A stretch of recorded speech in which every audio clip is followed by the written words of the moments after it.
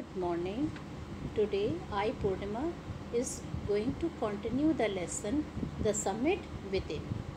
This lesson is written by Major H.P.S. Ahluwalia.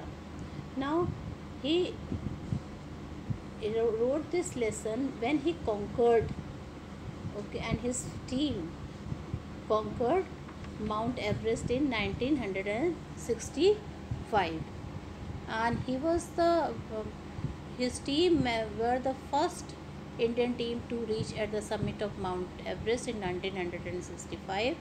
His joys knew no bound when he was standing on the summit. He shared his view. He has written how happy he was, and he thanked God for this. So now I am going to continue the lesson.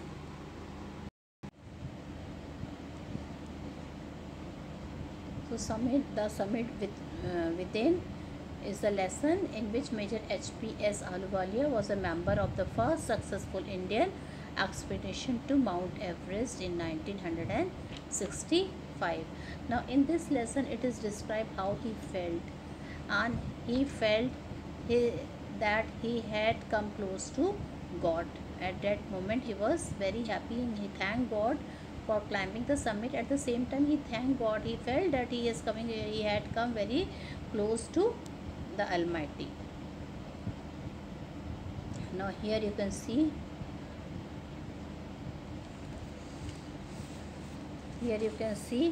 Major Ahluwalia is there, and you can see what a confidence is shown in his face, and see his high spirit. So this is the thing which he had gained when he climbed over the summit.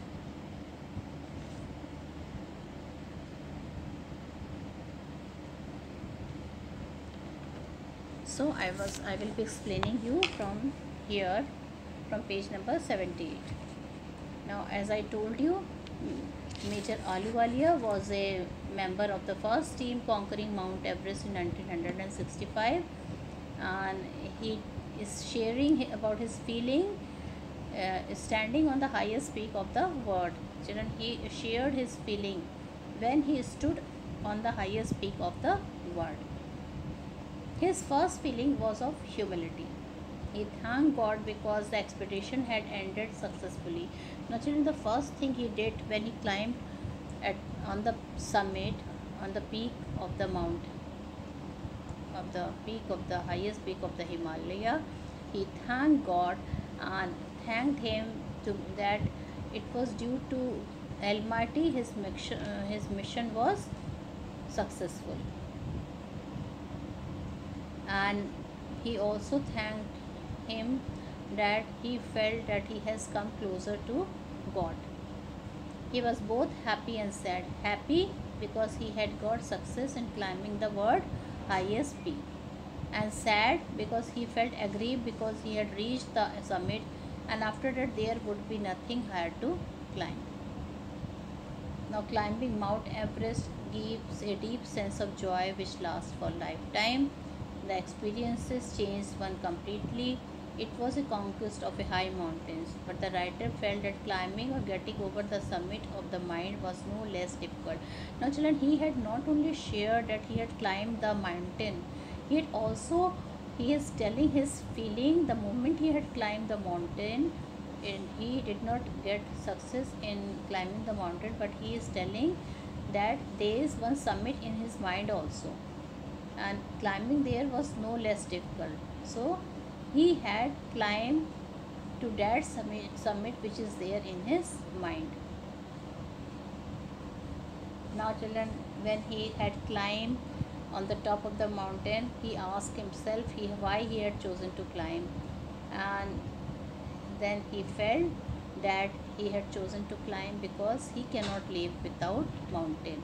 It is a mountain which is always fascinated him.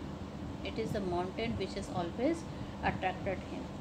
Whenever he went in the plain area, he felt that his life without mountain is meaningless.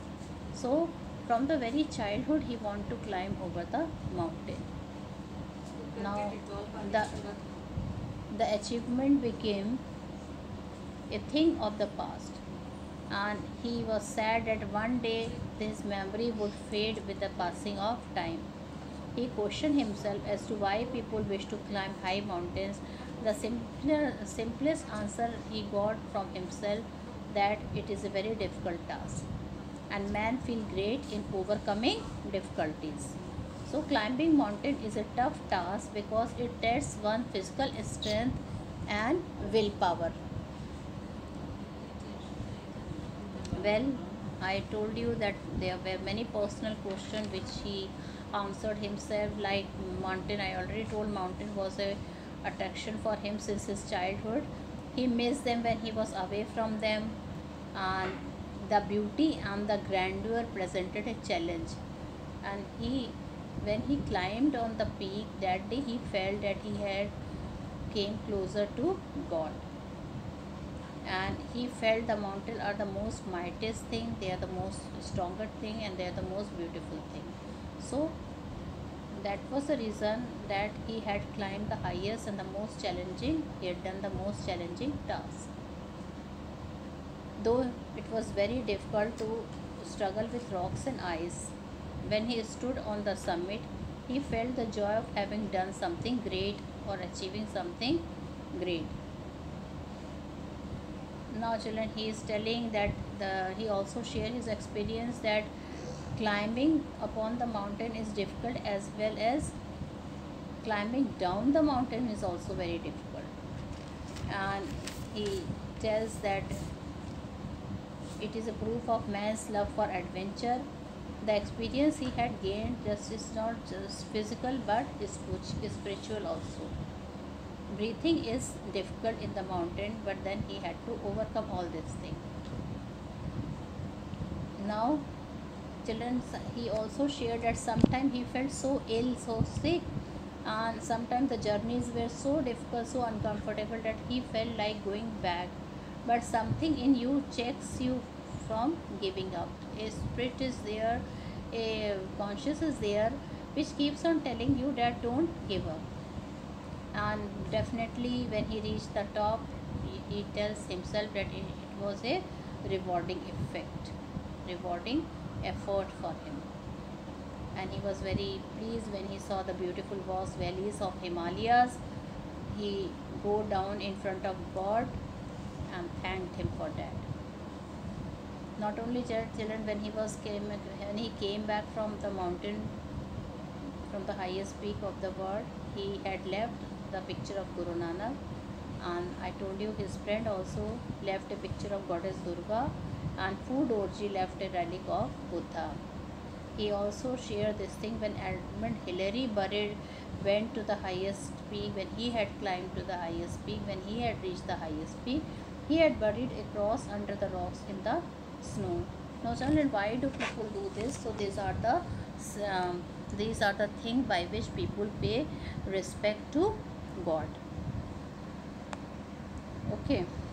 So children, now I am going to read it. I have just refreshed it. I have told you the important points, and now I am going to read and explain you.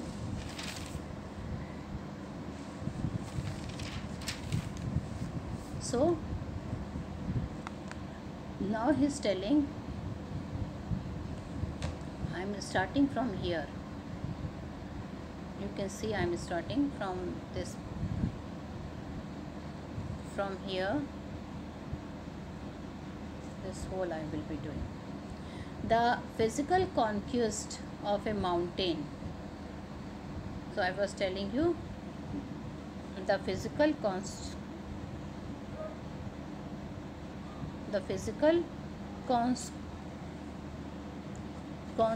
of a mountain. From here I am reading.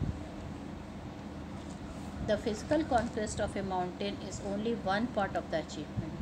There is more to it than that. It is followed by a sense of fulfillment. That means when you will climb there, and you will really feel that you have achieved something, and you will be feeling a sense of fulfillment. That means you have achieved something in your life. There is the satisfaction of a deep urge to rise above one's surrounding. Now he is very much happy. Why he is happy? That he is happy because he feels satisfied, and when he is rising above one's surrounding, that means he is rising, he had climbed above the peak, he is there standing at the highest peak.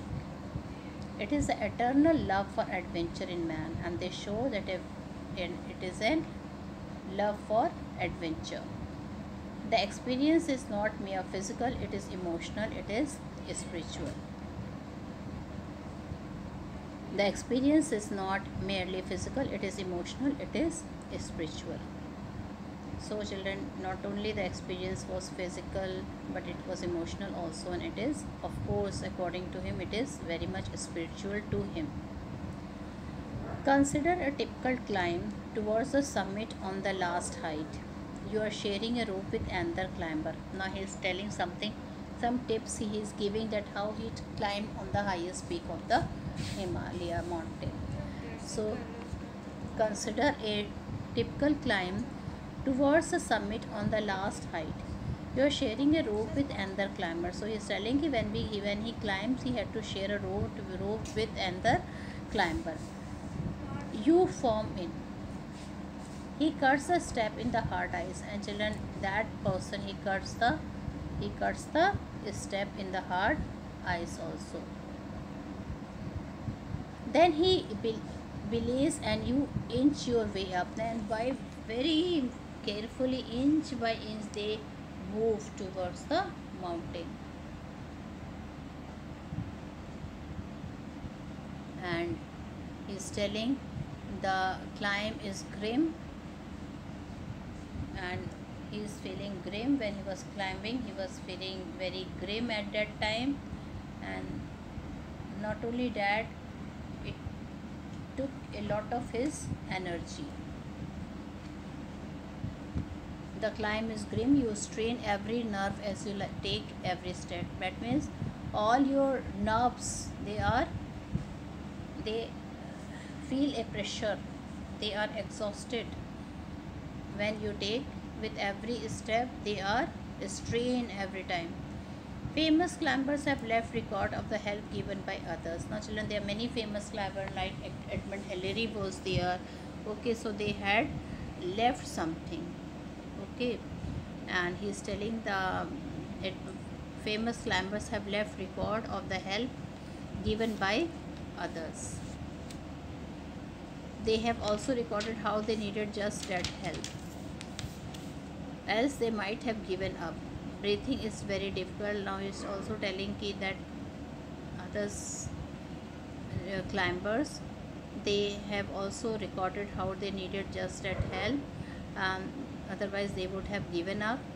Breathing is very difficult in the Himalayan region. He is telling, you curse yourself for having let yourself in for this. Sometimes you feel cursing yourself that why you are climbing on the mountain.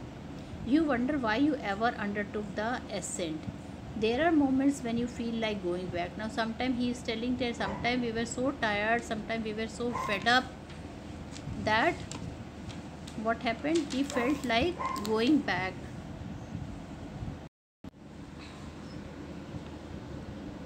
They have also recorded how they needed just that help, else they might have given up. Breathing is very difficult. Now he is telling when he was climbing on the Himalayan mountains, he had a very difficult time when he was taking his breath. You curse yourself for having let yourself in for this. Now he is telling that sometimes we curse at why we are here, why we are not leading a peaceful and comfortable life on the ground below. You wonder why you ever undertook the ascent, and now you feel that why you have undertaken that difficult task. Ascent means climb. There are moments when you feel like going back. It would be sheer relief to go down instead of up. So he is telling there will be many moments will be there where you will feel that why you came there. It would be better if you have gone down instead of up. But almost at once you snap out of that mood. There is something in you that does not let you give up the struggle.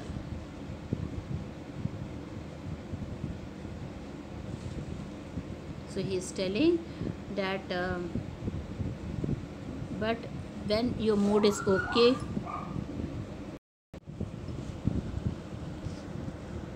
now children, he is telling if your mood is good, then there is something in you that does not let you give up. Now then you will feel ki, why should I give up, why shouldn't I climb to the highest peak?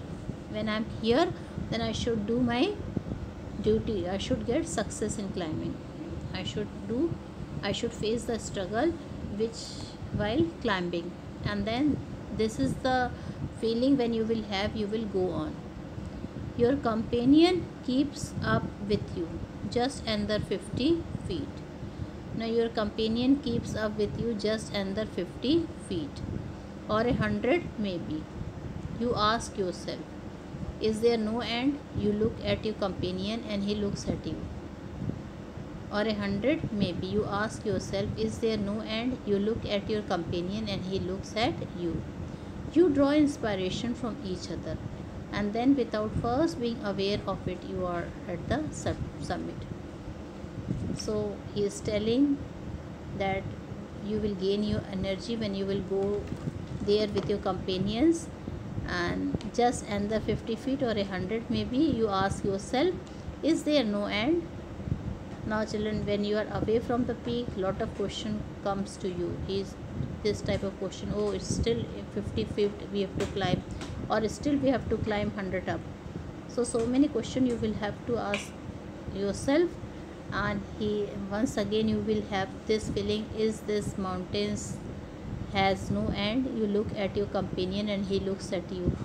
You draw inspiration from each other, but since both of them are working hard to climb, so you both draw inspiration from each other, and then without first being aware of it, you are at the summit. And then finally children, you are at the summit. Looking around from the summit, you tell yourself that it was worthwhile. And of course, when you reach at the top of the summit, you will feel that it is worthwhile. Other silvery peaks appear through the clouds, and beautiful silver peaks appear through the clouds. If you are lucky, the sun may be on them, and if you are very lucky, then you can see sun also. The surrounding peaks look like a jeweled necklace around the neck of your summit. So see how beautifully he has described the